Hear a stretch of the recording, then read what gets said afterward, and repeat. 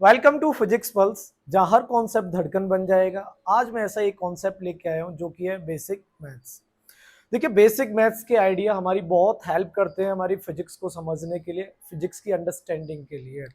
जैसे कि basic math के अंदर जो हम कुछ कॉन्सेप्ट्स कवर करेंगे, उसके अंदर होगा trigonometry, coordinate geometry, geometry, differentiation, integration, algebra. ऐसे कई सारे हमारे पास कॉन्सेप्ट्स होंगे। उनके हमें आइडिया, थोड़ा बहुत उनकी कैलकुलेशन हमारे पास होना बहुत ज़रूरी है, क्योंकि आगे जाकर फिजिक्स के शायद ही ऐसे कोई कॉन्सेप्ट्स होंगे जिनमें हमारे बेसिक मैथ्स की कैलकुलेशंस या इनके रूल एंड रेगुलेशन आगे जाके फॉलो ना हो। तो हम ऐसा ही एक आज कॉन्सेप्ट स्टार्ट करेंगे बेसिक मैथ्स का, जो होगा ट्रिग्नोमेट्री। जैसे कि आप जब 11th स्टैंडर्ड में आई गए हो तो सबने सुना ही होगा, जानते भी होंगे कि ट्रिग्नोमेट्री होता क्या है। ट्रिग्नोमेट्री जो वर्ड है वो बना है हमारी दो ग्रीक वर्ड से। एक होता है ट्रिगोन और दूसरा वर्ड होता है हमारा मैट्रोन। अब जैसे इसके जो वर्ड है उसी हिसाब से इसका काम भी है। जब हम ट्रिगोन वर्ड की बात करते हैं तो इसका मतलब होता है ट्राइंगल, और मैट्रोन का ग्रीक में वर्ड का मतलब होता है मेजरमेंट।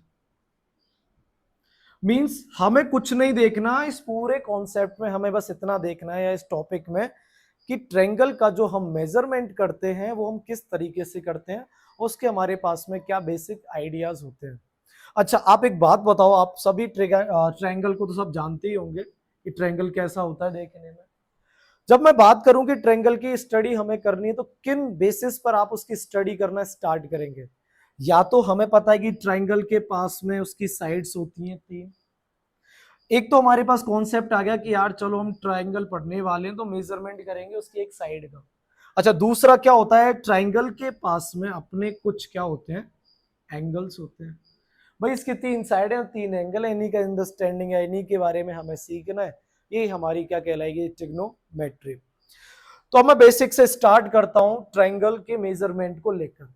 तो देखो, पहला बेसिक आइडिया हमारी डेली लाइफ का ऐसा सबसे बेस्ट एग्जांपल ट्रायंगल का सबसे ज्यादा कौन होता है, राइट एंगल ट्रायंगल। अच्छा, राइट एंगल ट्रायंगल का आइडिया कैसे आता है। आप सभी को पता है कि हम लोग सब सरफेस पर रहते हैं, तो सरफेस पर रहने के लिए मैंने एक लाइन ड्रॉ कर ली। अब आपको पता है कि सरफेस पर सारी चीजें वर्टिकल होती हैं, चाहे मैं खड़ा हूं, पेड़ खड़ा है, चाहे कोई और भी चीज है, मैं उस सरफेस के साथ में हम क्या लूंगा, मैं उसको वर्टिकली। अब चलो मेरे पास में दो ये लाइन बन गई। अब मैंने देखा कि ये सरफेस लाइन और ये जो वर्टिकल लाइन है, इन दोनों के बीच का एंगल जो बन रहा है वो कितने डिग्री बन रहा है, 90 डिग्री। अब मान लो कि एक पेड़ है और मैं इस पेड़ को नीचे से ऐसे देख रहा हूं ऊपर की तरफ, तो मेरा जो देखने का एंगल है वो कुछ ऐसे बनेगा। और मैंने देखा कि यार जो सरफेस वाली लाइन है और जो मेरा एक देखने का जो नजरिया है यहां से दूसरी लाइन को, वो इन दोनों लाइन के बीच में कोई एक एंगल बन रहा है, जिस एंगल का नाम मैंने क्या ले लिया, थीटा। अच्छा, ये जो राइट एंगल ट्रायंगल है हमारी डेली लाइफ को जोड़ा हुआ एग्जांपल है, जहां हम हर कहीं देख भी सकते हैं इसको। अब इसकी हमें मेजरमेंट को ही इस टिग्नोमेट्री के अंदर सीखना है। जैसा कि हमने देखा कि हमारे पास एक लाइन थी जिसके ऊपर दूसरी लाइन इंक्लाइन पड़ी हुई है, और दोनों लाइन के बिटवीन एक एंगल है। तो मैं बोल सकता हूं कि राइट एंगल ट्रायंगल की जब हम स्टडी करेंगे तो हम बोल सकते हैं the inclination between two lines या टू पॉइंट्स। चलिए अब हम देखते हैं कि इस राइट एंगल ट्रायंगल से हमें किन किन चीजों का पता चलता है। तो हम इसके लिए चलते हैं, हमारे पास कुछ आइडियाज होते हैं कि भाई देखो राइट एंगल ट्रायंगल बना कैसे। हमने देखा कि हमारे पास कोई एक ऐसी लाइन हो, उसके ऊपर हम एक वर्टिकल ड्रॉ करते हैं, तो दोनों लाइन के बीच में वो बन रहा है 90। अब हमने देखा यार ये जो लाइन है वो ऐसा तो है नहीं सीधा पहले ही खड़ी हो गई हो। पहले कंडीशंस क्या बनी होंगी कि एक लाइन होगी, वो अपने आप रेस्ट में होगी, फिर हमने उस लाइन को थोड़ा सा चलाया, फिर थोड़ा चलाया, थोड़ा चलाया, ऐसे चलाते चलाते हमने उस लाइन को कैसे ड्रॉ कर दिया, बिल्कुल स्ट्रेट ड्रॉ कर दिया। तो मैं बोल सकता हूं कि मेरी जब लाइन बिल्कुल सीधी खड़ी हो गई, वर्टिकली खड़ी हो गई, परपेंडिकुलर हो गई, तो मैंने बोला वहां पर एंगल बन चुका है 90 डिग्री। तो इसका मतलब होगा कि पहले 1 डिग्री होगा, फिर 2 डिग्री हुआ होगा, फिर 3 डिग्री हुआ होगा, ऐसे चलते चलते सो ऑन करते करते वो पहुंच गया 90 डिग्री पर। क्या अब ऐसा है कि मैं इस लाइन को जब यहां से 0 डिग्री से ले जाकर 90 डिग्री तक ला सकता हूं, तो हो सकता है कि मैं उसको पीछे भी ले जा सकता हूं। तो मैं इस लाइन को जब पीछे ले जाना शुरू किया तो एंगल अब 90 डिग्री से ज्यादा बढ़ने लगा। बढ़ते बढ़ते बढ़ते बढ़ते कंडीशन आ गई कि जो खड़ी हुई लाइन थी, अब मैंने उस लाइन को पीछे की तरफ कर दिया और मैंने देखा यार जो 90 डिग्री जो मुझे ऐसे मिल रहा था और आगे जाते जाते एडिट करते करते वो मेरा एंगल हो गया 180 डिग्री। तो मैं जैसे जैसे धीरे धीरे आगे बढ़ूंगा फिर मेरा एंगल मुझे मिलेगा 270 डिग्री, फिर मेरा एंगल मुझे मिल जाएगा 360 डिग्री। तो मुझे पता चला कि जब मेरा एंगल 0 डिग्री से स्टार्ट होते होते होते होते उसने कितना एंगल बना दिया, 360 डिग्री। मींस ट्राइंगल की जो स्टडी हो रही है वो हमारे पास में हो रही है 1 डिग्री से।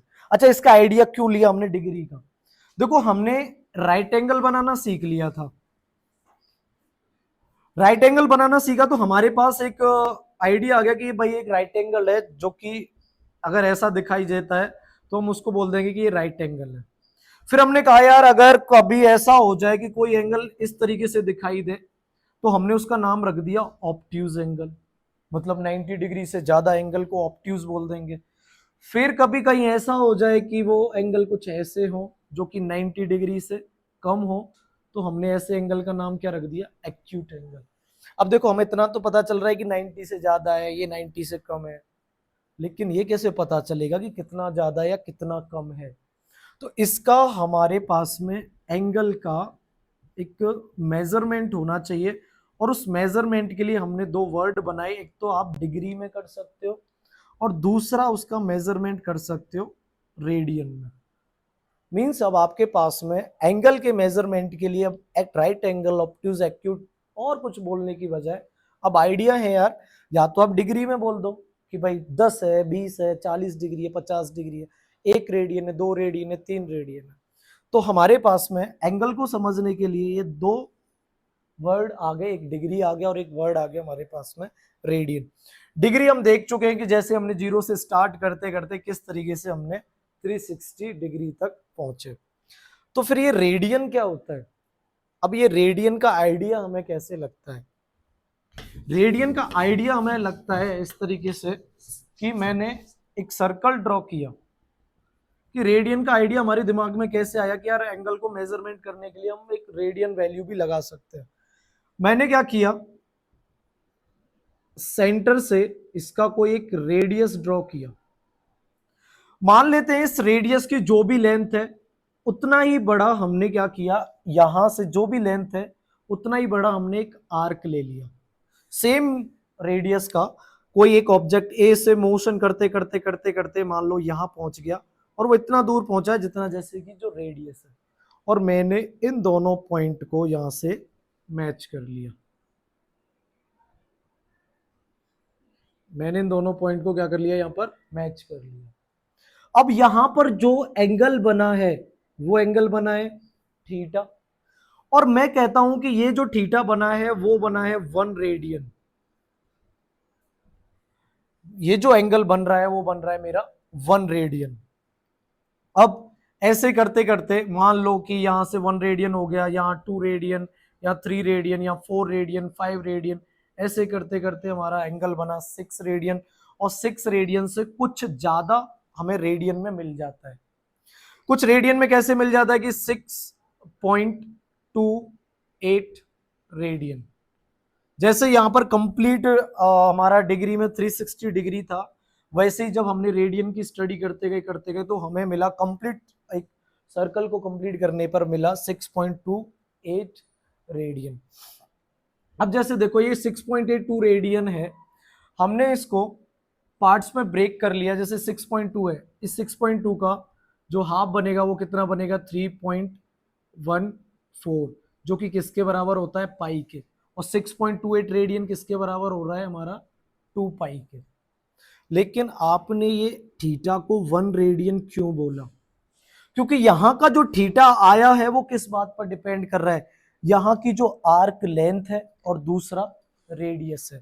तो मैं कह सकता हूं कि जो यहां मैं जिसको रेडियन बोलने वाला हूं, जिस थीटा को मैं रेडियन बोलने वाला हूं, अच्छा आप रेडियन को RAD से डिनोट कर सकते हैं शॉर्ट में।